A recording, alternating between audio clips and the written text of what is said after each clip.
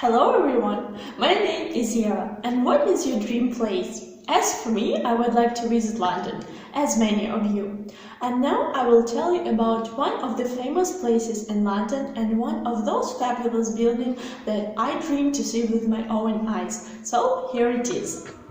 The Palace of Westminster is the meeting place of the House of Commons and the House of Lords, the two houses of the Parliaments of the United Kingdom. Commonly known as the Houses of Parliament after its occupants, the palace lies on the north bank of the River Thames in the city of Westminster in central London. The first royal palace was built on the site in the 11th century, and Westminster was the primary residence of the kings of England until fire destroyed much of the complex in 1512. In 1834, an even greater fire ravaged the heavily rebuilt Houses of Parliament. The subsequent competition for the reconstruction of the palace was won by the architect Charles Barry, whose design was for new buildings in the Gothic Revival style, specifically inspired by the English Perpendicular Gothic style of the 14th-16th centuries. The Palace of Westminster contains over 1,100 rooms, 100 staircases, and 4.8 kilometers of passageways, which are spread over 4 floors. The ground floor is occupied by offices, dining rooms, and bars, and the first floor is occupied by houses, the main rooms of the palace, including the debating chambers, the lobbies, and the libraries. The top 2 floors are used as committee rooms and offices. The Houses of Parliament consists of Norman Porch. The grandest entrance to the Palace of Westminster is the sovereign entrance beneath the Victoria Tower. The Queen's Robin Room. As its name indicates, it is where the sovereign prepares for the state opening of Parliament by donning official robes and wearing the imperial state crown.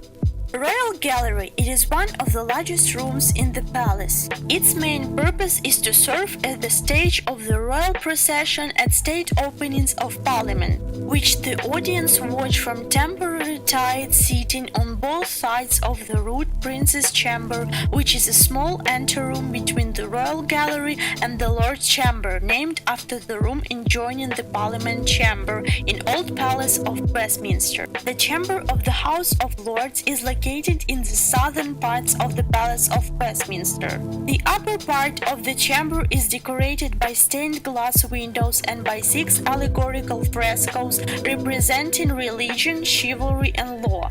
Directly north of the Lord Chamber lies the Peers Lobby, an antechamber where lords can informally discuss or negotiate matters during sitting of the House, as well as collect messages from the doorkeepers, who control access to the chamber. Originally named Octagon Hall because of its shape, the central lobby is the heart of the Palace of Westminster. There is also the Chamber of the House of Commons at the northern end of the Palace of Westminster. It was opened in 1950 after the Victorian Chamber had been destroyed in 1941 and rebuilt under the architect Gilbert Scott. The benches are colored green. Members of the public are forbidden to sit on the benches. Other parliaments in Commonwealth nations, including those of India, Canada, Australia, and New Zealand, have copied the color scheme under which the lower house is associated with green and the upper house with red. The Palace of Westminster features 3 main towers. From the palace towers, the most famous is the Elizabeth Clock Tower, the symbol of Great Britain. The name Big Ben is often used to describe the tower, the clock, and the bell, but the name was first given to the Great Bell, which was first struck on the 7th of September 1859. Here are some traditions that are kept in the palace. Smoking has not been allowed in the chamber of the House of Commons since the 17th century. Members may not eat or drink in the chamber. The exception to this rule is the Chancellor of the Exchequer, who may have an alcoholic beverage while delivering the budget statement. Men are expected to wear formal attire. Women are expected to dress in business-like clothing, and the wearing of t-shirts with slogans is not allowed. Other than people, the only animals allowed in the Palace of Westminster are guide dogs. Speeches may not be read out during debate in the House of Commons, although notes may be referred to. Similarly, the reading of newspapers use is not allowed. The exterior of the Palace of Westminster, especially the Elizabeth Tower, is recognized worldwide and is one of the most visited tourist attractions in London. The UNESCO classifies the Palace of Westminster, along with neighboring Westminster Abbey and St. Margaret's, as a World Heritage Site. It is also a Grade 1 listed building, although there is no casual access to the interior of the palace.